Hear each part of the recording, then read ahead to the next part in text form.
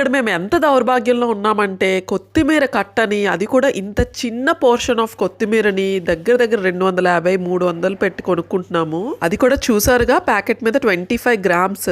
అదే చక్కగా మన ఊరు రైతు బజార్లో ఒక 20 రూపాయలు ఇచ్చామంటే బోలెడంత కొత్తిమీర, అది కూడా ఫ్రెష్ కొత్తిమీర ఉంటుంది. ఎంత రేట్ అయినా సరే కొనుక్కోక తప్పట్లేదు, బాధపడుతూనే కొనేసుకుని వాడేస్తున్నాను నేనైతే. కొన్ని స్పెషల్ ఐటమ్స్ లోకి ఈ కొరియాండర్ అనేది చాలా ఇంపార్టెంట్ రోల్ ప్లే చేస్తుంది. ఎస్పెషల్లీ చేపల పులుసు, ఇంకా సాంబార్, ఇలాంటి వాటిల్లో. ఇంకా మనోడు వచ్చేసి వాళ్ళ నాన్న కొన్న కొత్త ట్యాబ్ ని ఓపెన్ చేసేస్తున్నాడు. మనోడికి ఏజ్ లో ట్యాబ్ కొనడానికి ఒక ప్రత్యేకమైన రీజన్ అయితే ఉంది. ఆ యాప్ లో ఎవ్రీడే వాళ్ళ షెడ్యూల్ అయితే అప్డేట్ అవుతూ ఉంటుంది. అది వాళ్ళు ఇంటికి వచ్చి ప్రాక్టీస్ చేయొచ్చు.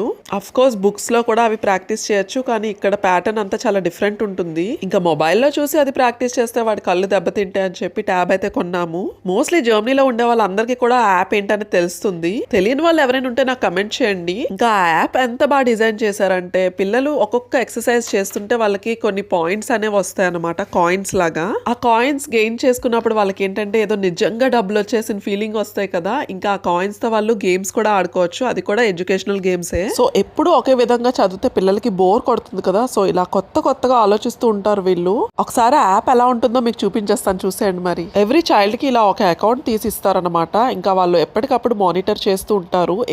మరి చదువుకోకుండా అలా గేమ్స్ ఆడుకుంటూ ఉంటే అది మిస్యూజ్ చేసుకున్నట్లే కదా. కానీ చదువుకోకపోతే వాళ్ళకి పాయింట్సే రావు కదా. అసలు గేమ్స్ ఆడుకోవడానికి పాయింట్స్ ఉంటేనే గేమ్స్ ఆడుకోవడానికి అవుతుంది.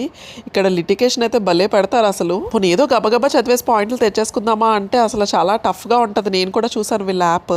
పోనీ ఏదో ఎక్కువ కాయిన్స్ ఉన్నాయి కదా అని గేమ్స్ ఆడేస్తే ఆ గేమ్స్ని బ్లాక్ చేసేస్తారు. మీకు ఇప్పుడు స్క్రీన్లో చూపిస్తున్న విధంగా సబ్జెక్ట్స్ అన్నీ క్లియర్గా ఉంటాయి అనమాట. స్టెప్ బై స్టెప్ వాళ్ళు ఏ రోజు ఏ ఎక్సర్సైజ్ స్కూల్లో చేస్తున్నారో అవన్నీ ఇంటికి వచ్చి ప్రాక్టీస్ చేయొచ్చు. నాకైతే కొత్తలో ఇదంతా కూడా ఎందుకు వేస్ట్, బుక్స్ లో ఉంటాయి కదా అవే చదివితే సరిపోతుందని అనిపించేది. కాకపోతే ఇప్పుడు పుస్తకాల్లో చదివితే ఇలా కాయిన్స్ అవి రావడం ఇలా ఎగ్జైటింగ్ గా ఉండదు కదా. ఇదైతే గేమ్స్ ఆడుకున్నట్లే ఉంటుంది, కాకపోతే చదువుకుంటారన్నమాట. సో కొంచెం ఇంట్రెస్టింగ్ గా అనిపించింది నాకైతే. మీకు కూడా అనిపించినట్టయితే వీడియోని లైక్ చేయండి, ఇంకా ఛానల్ అయితే సబ్స్క్రైబ్ చేయడం అస్సలు మర్చిపోకండి.